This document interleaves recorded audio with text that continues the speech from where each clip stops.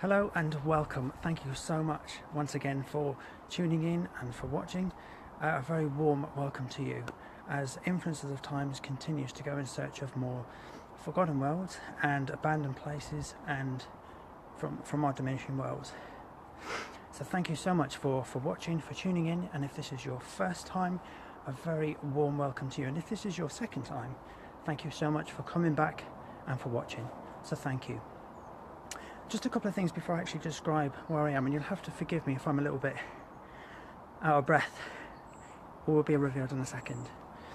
There's just a couple of things that I first want to just go over and sort of refresh and cover just before I make a start on where we am at the moment. Since my last couple of broadcasts, I've had a number of comments and fascinating interest from yourselves as to why I'm actually doing what I'm doing. The whole reason and purpose behind Influencers of Times is to bring you to abandoned and derelict locations, not just in Birmingham, but around the United Kingdom, as and where possible. And if I can, to broadcast to you live from that location, and if that's not possible for any reason, to bring you a pre-recorded message within that location itself. So the reason being is I want to show you, I want to give you an opportunity and a chance to see firsthand. It's not so much unseen footage, but I want you to have an insight view, an insight depth interest into these places, to bring them to you from the comfort of your own chair, from your home, if you're travelling, at work, wherever you may be, is to give you the chance to see firsthand, live, in the present day. These are fascinating and amazing locations which either are so forgotten about and so derelict and abandoned and so shrouded and often hidden from view that you wouldn't know that they're there. So that's the whole reason and purpose behind Influencers of Times. It's to give you, it's to take you personally into that location, not only to show you outside but also to show you inside as well where possible, and to just kind of uncover the stories behind these locations, to give you an insight as to the artifacts that are left behind or whatever the case may be. So it really is just about me bringing you there and giving you that chance. And to give you a classic example as to why I'm so passionate and so interested and fascinated by doing what I'm doing now, only the weekend just gone I looked at a location, and I'm not going to tell you where that location is or anything else because I don't want to spoil it for you. But only the weekend I looked at a location. At first I wasn't going to go there, but I'm going to go there because I want to take you there and it will make sense as to what I'm saying to you now. That location, up until last week, so we're talking about the 21st, 22nd of this month, was intact. It was abandoned, it was derelict, it was fascinating. There was loads of stuff inside. Only literally the weekend, so we're talking 6 days later, that place was deliberately and purposely set on fire. It was completely ruined. There's nothing left apart from the outside shell. So that might give you an idea as to why I'm so passionate and driven behind Influencers of Times, because I want to give you that chance to see these fascinating locations before they're white for good. Now, I'm so looking forward to going to this location in the next couple of weeks or a couple of months, and you'll be able to see firsthand the destruction and what's happening to these fascinating places that are literally just being deliberately or purposely set on fire and completely ruined and demolished beyond recognition or recovery. So it's really about that. So I really want to take you to these, as many places as I can, and broadcast live. But it's not just about me broadcasting and yapping.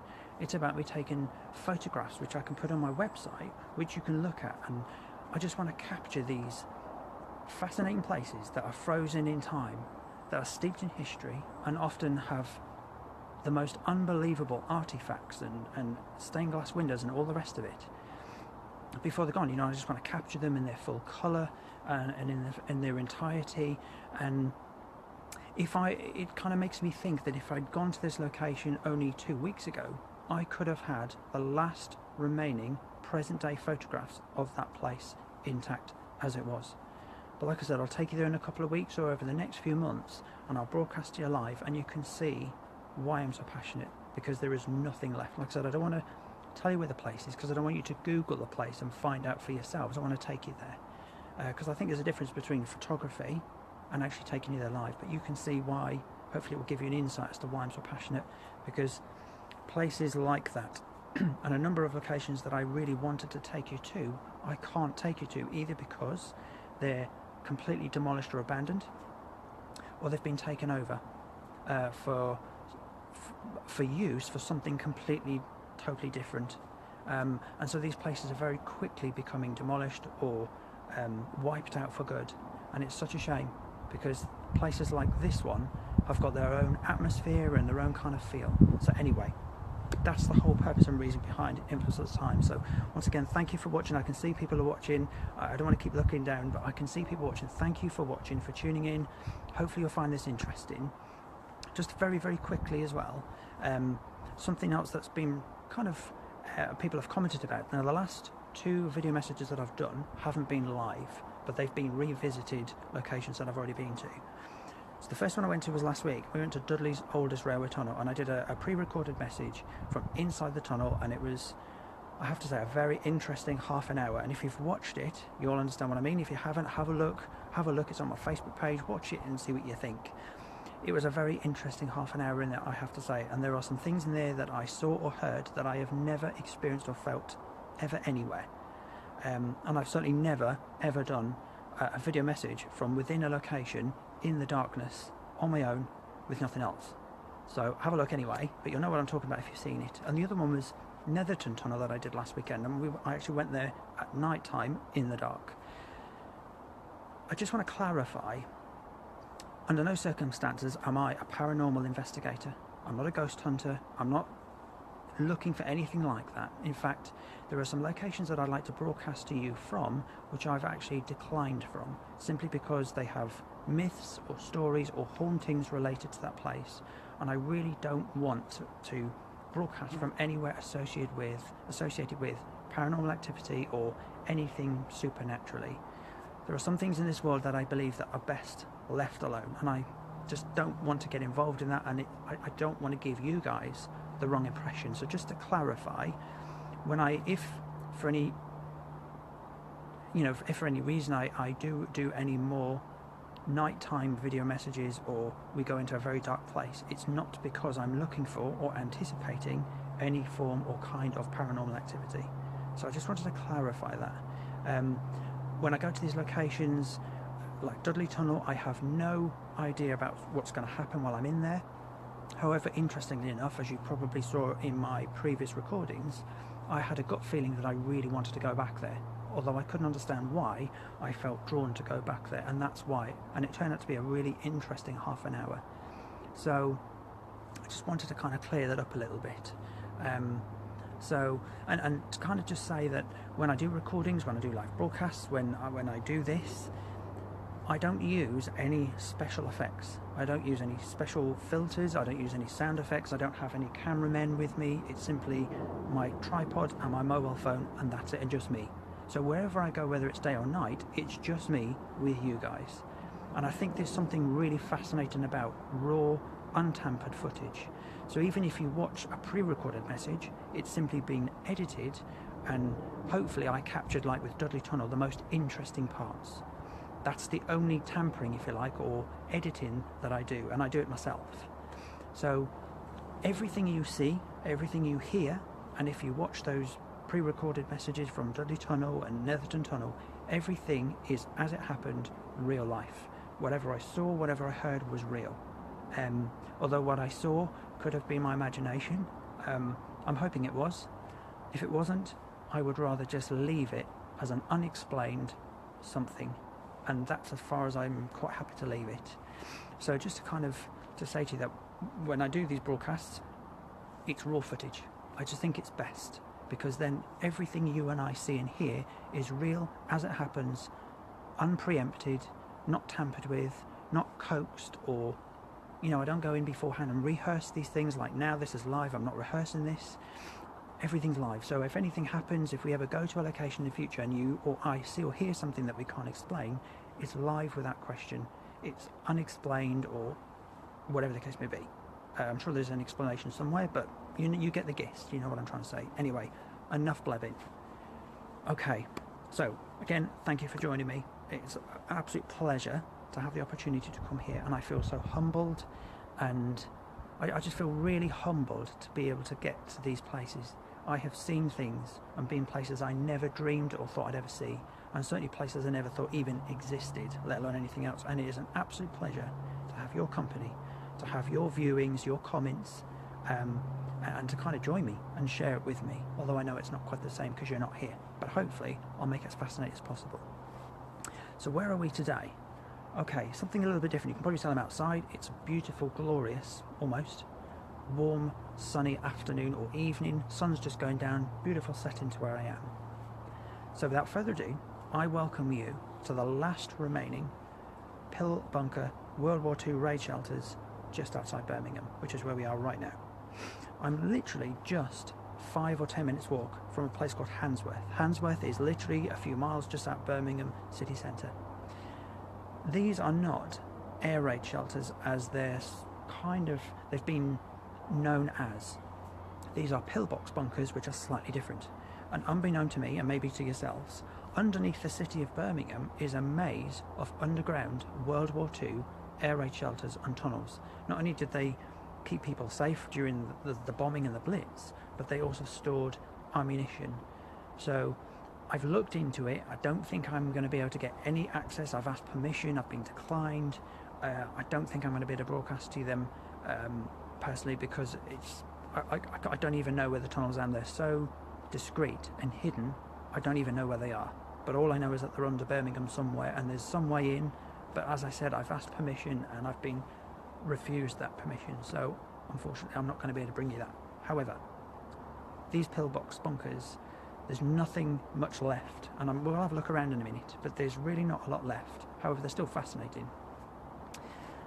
The first pill bunkers go way back to the 1930s, 1940s, and they were originally designed during the Hindenburg line. Now, I've not had time to Google all this information, however, you're more than welcome to have a look. So look up the Hindenburg line, and that's where the first pillbox or pill bunkers were kind of designed and the idea come up.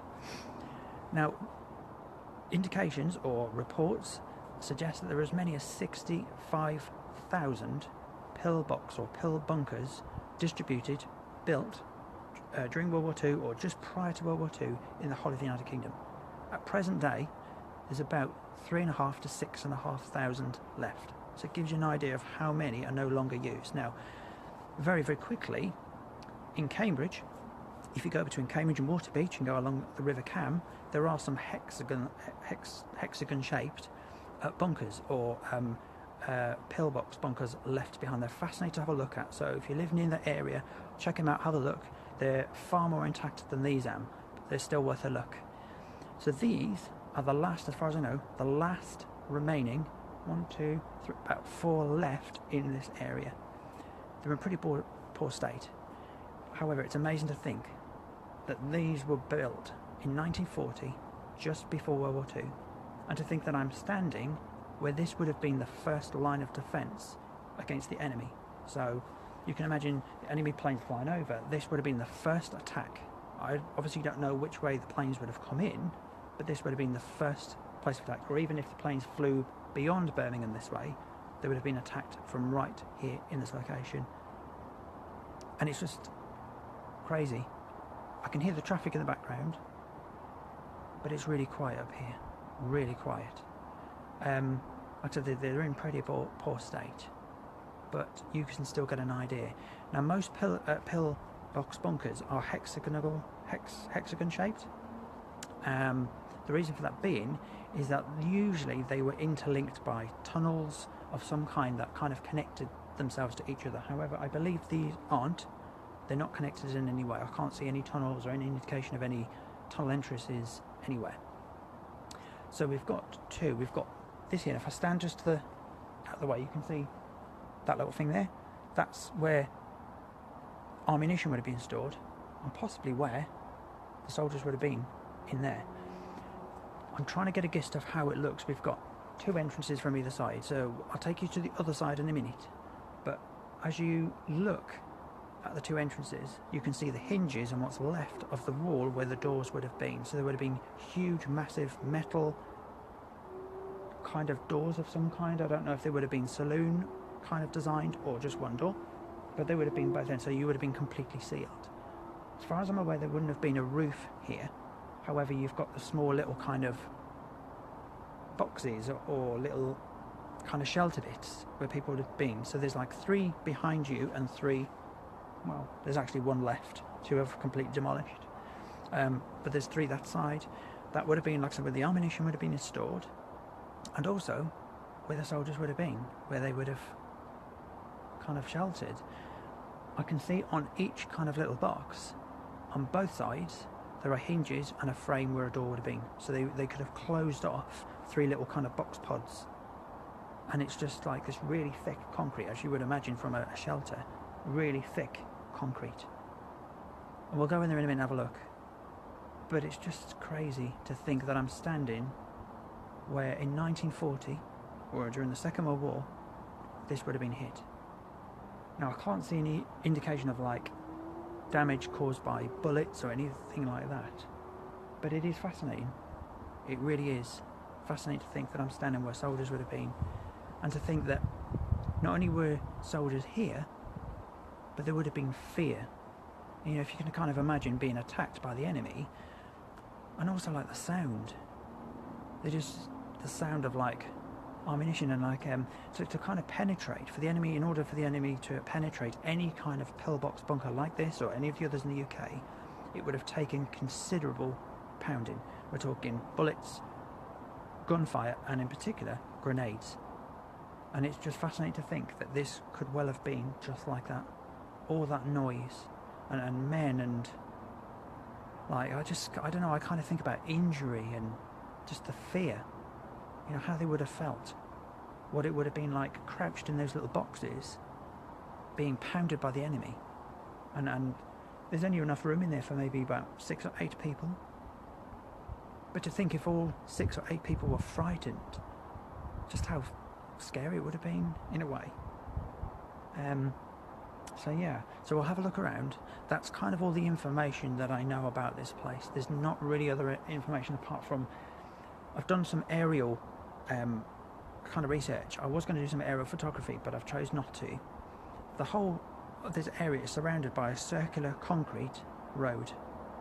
It's like a circular shape, and it surrounds the whole of this site, and it goes off to my right, which would be your left. Now you wouldn't believe it, this is actually on top of a huge grass hill which overlooks Handsworth, so it's the perfect site to gain visual contact with the enemy from any direction. They could have literally seen them from any direction, not only heard them but seen them as well. And to think that because these are the only last remaining bunkers of this kind left in this very area, there's a golf course just over there. So there's literally a golf course surrounding these shelters, and it's just crazy. But I'm so glad they're still here, because it's a shame to kind of get rid of these kind of things, really. And I thought it would be an interesting live broadcast for you guys as well as me, because we all know somebody. We can all relate to the war. We can all relate to World War II in some way. Either we've been in the war, and maybe somebody who's watching this broadcast now or at a later time has actually had first-hand experience in some kind of war. Or maybe you've got a family friend member or a relative who was in the Second World War. I know I did, so this is quite personal to me. One of my relatives was actually killed he was on a trawler boat.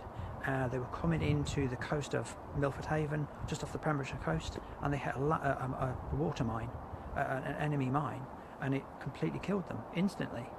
And so whenever I go down there to Milford Haven, I always go to the cenotaph and pay my respects. His name is engraved on one of the plaques overlooking the sea. So it's personal to me. So I thought it would be interesting for you, because we can all relate to World War II in some kind. And not only that, I'm fascinated by the war anyway. So there we go. Time for a bit of a talk, I think, because I think I've done enough yapping for one day. So let's have a look. Now, we're on our own, there's nobody here, but we'll have a look anyway. So if I'm... pick you up. Okay, so if I just show you there, we're going to go over this way. Oh. If I take you over, you can see. So you can kind of get an idea. Now, these air raid shelters are the kind of design, this is like a huge hexagon shape. So you've got these tiny little rooms where people would have hidden the ammunition, but also gone in there for cover from the enemy fire. There's a huge slab here on the oh, sorry, we went offline there a bit. There's a huge slab on the floor just down there, you can see it. Now, I don't know if that was up against the door or if that was actually the door, I don't know. But it's on the floor anyway, and it's really heavy and big, so it's quite possible that maybe that was part of another kind of bit here, but we're not quite sure. You can see how we've got these tiny little gaps there. I'm not quite sure if they would have been, obviously, like little windows. I suppose in a way they could have been used for, well, probably just that really, probably just for people to see. But you can get an idea, you've got like the metal frame, there's the hinge. So you can get an idea. If we go this way, kind of see, if I go back a bit, you can get an idea of what they're like inside. So it's quite fascinating really. If I just turn the camera, oh there you go, you can get an idea of what we're looking at. So if I pan the camera that way, and go around that way, you can see that's the other one, and then it goes round that way. So there's the entrance coming in there, and then we go around to the other side there. So it's quite fascinating.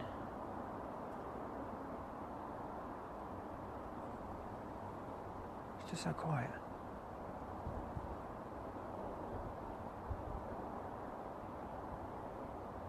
You wouldn't think it, because these are so demolished and there's not really much to look at.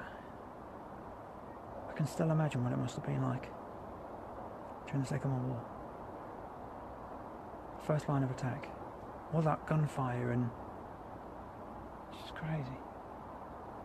I think what we'll do, I'll take you to the other side, because the other side's a bit better, and we'll actually go inside one of these and just spend a few moments in there, and then I'll finish.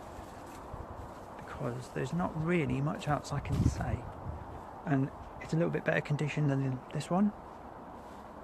So we're going to go for a bit of a tour through the trees, and I'll try not to fall over, because that wouldn't be very funny. Well, it probably would be for you, but not for me, because I'm still half in my work uniform. I think if I go out that way, there you go.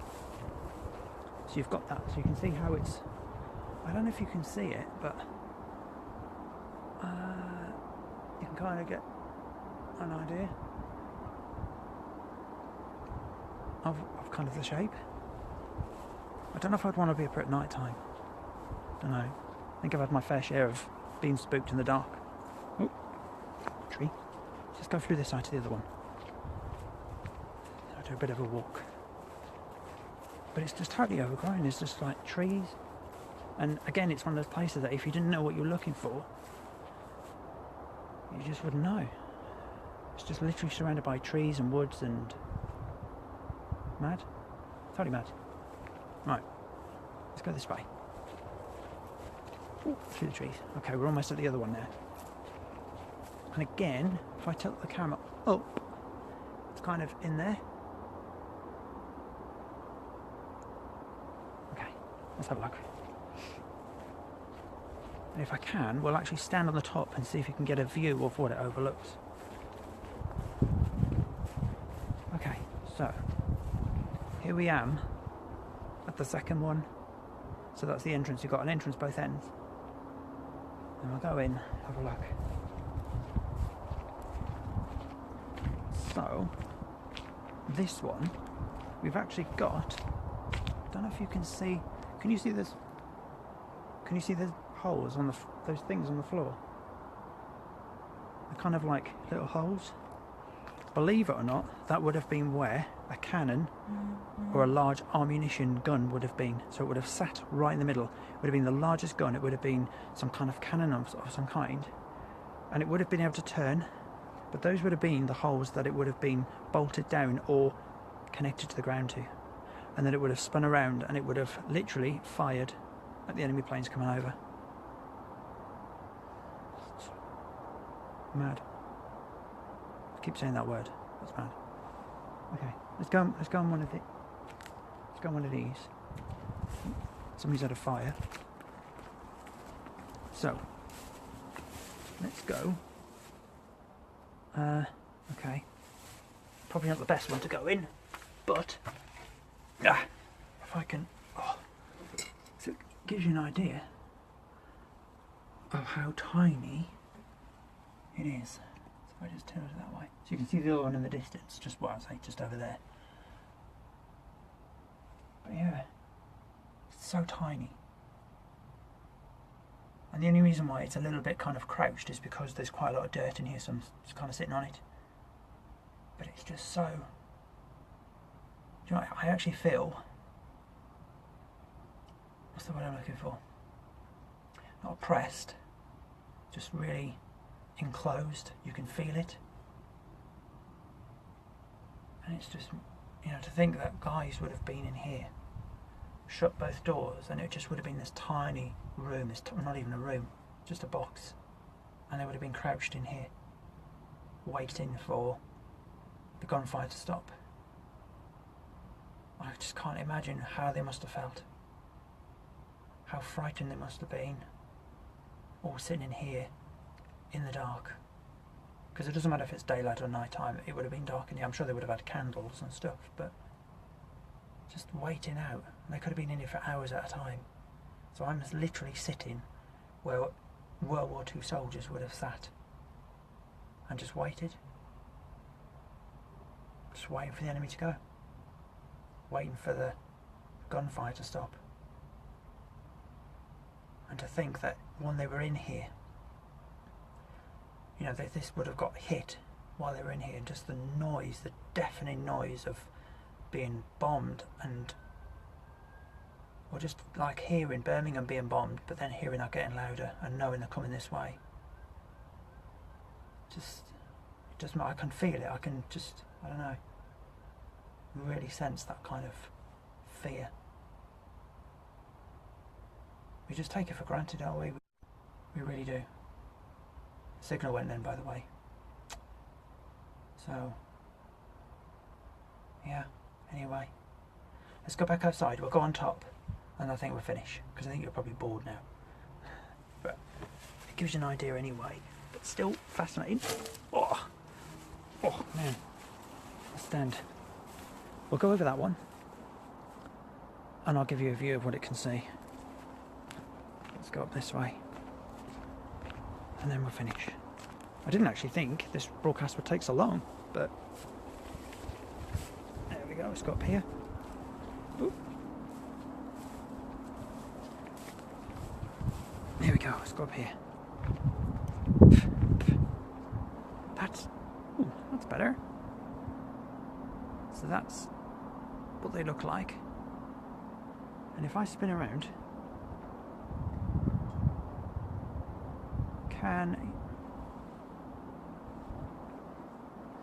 oh, hang on, there we go. I might just be able to see that. I wonder if you can. Can you see? Where is it? Where's it gone? Somewhere over there. I don't know if you can see it, but somewhere over there is the BT Tower that stands. That's probably the most distinctive landmark in the Birmingham city centre. It's actually, would help if I pointed in the right direction, wouldn't it? It's there, right at the end of my finger. That's the BT Tower. So that's Birmingham. So it gives you an idea of pretty much how close we are. But you can actually see the city. Yeah, it's kind of, that's the city there. You can just see the skyline. So it gives you an idea of the view from here and why this is where it is. And to think like a lot of these trees wouldn't have been here either, so they could have seen everything day or night. The enemy planes coming over. So there we go. So I'm going to finish. Let's go this way. You can see me better. Ooh. Okay, maybe that way. That might be a bit better. Making you dizzy? No? Maybe I should just hold it. Be a lot easier. Okay. So there we go. The least or the last remaining 4 pill bunker shelters of its kind, World War II. Kind of intact. And you'd expect them to kind of look like this anyway, I suppose, because they just get vandalised and just age and stuff. But there we go.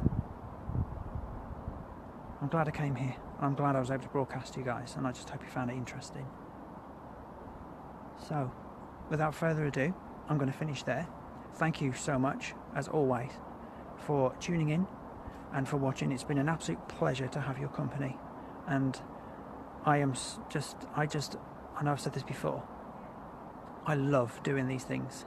I love visiting these places and bringing you these broadcasts. So thank you so much for tuning in and for watching. Please stay tuned, keep watching, because I have so many more places to get to, and I really want to take you to that other location that's been tragically abandoned, derelict and demolished by arson just only last week. But thank you so much for tuning in. So until the next time, as Influencers of Times continues to go in search of more abandoned and derelict places from our ever-changing world. Until the next time, God bless, take care. Please keep your comments and your likes and everything else, because it really does keep me spurred on, because there's many times when I think, I don't know if it's worth it, but your comments and your likes really do keep me going. They just help me to understand and know that people are interested, and even if you don't comment and you just like, it means so much to me. So thank you. So until the next time, take care. Thanks for watching. Bye.